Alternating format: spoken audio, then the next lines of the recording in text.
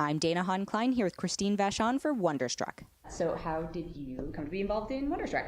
Well, I'm Todd Haynes' longtime producer, so, the script came to us, I guess, about, kind of towards the end of getting Carol out, of finishing Carol and starting to get it out into the world. So it was around the time that Todd was starting to think about his next project. And Sandy Powell had met Brian Selznick on the set of Hugo Cabaret, or I guess it's Hugo, the Scorsese film. Right. And she had suggested to him that Todd would actually be a great person for Wonderstruck, which I think, even though Brian was a fan of Todd's work, that hadn't really occurred to him. So that was sort of the genesis of getting it to Todd. So basically, it's 2 period pieces. As a producer, do you look at that and go like, do we really want to do this? Or was that challenging to you, or were you excited by that? You may remember we made a movie called I'm Not There, which was, I think, 4 period pieces. Yes. So the idea of the collision of different periods, and the sort of creative exhilaration of that was something we certainly weren't new to. Also, different kinds of stocks and colors and styles, etc. In some ways, Wonderstruck's a lot less complicated. But I guess the big challenge on Wonderstruck was because it was children. We had limited numbers of hours. We could work with them every day.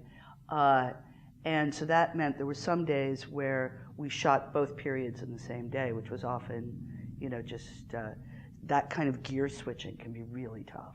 Not only that, in terms of casting, Millicent is actually deaf. She is actually deaf. Was that something that going into the production you knew you wanted to have a star who was the disability that it's being represented?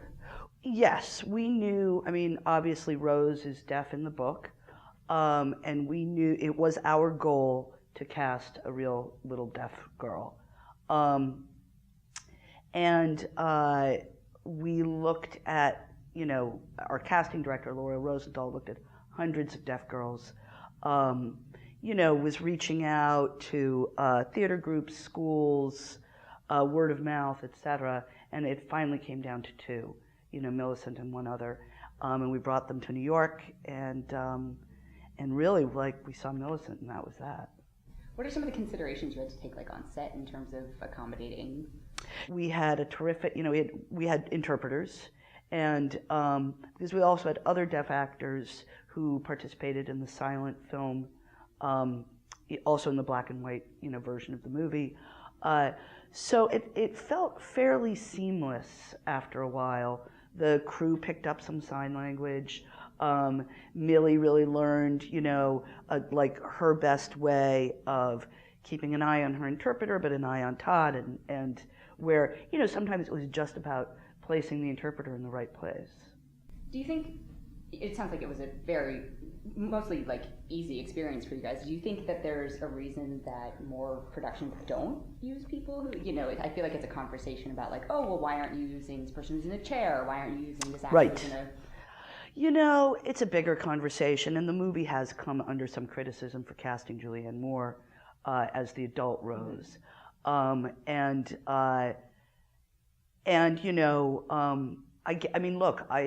many years, in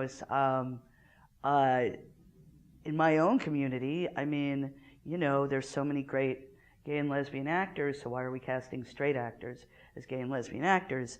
So I get it. I get the frustration, but I also get the sort of mix of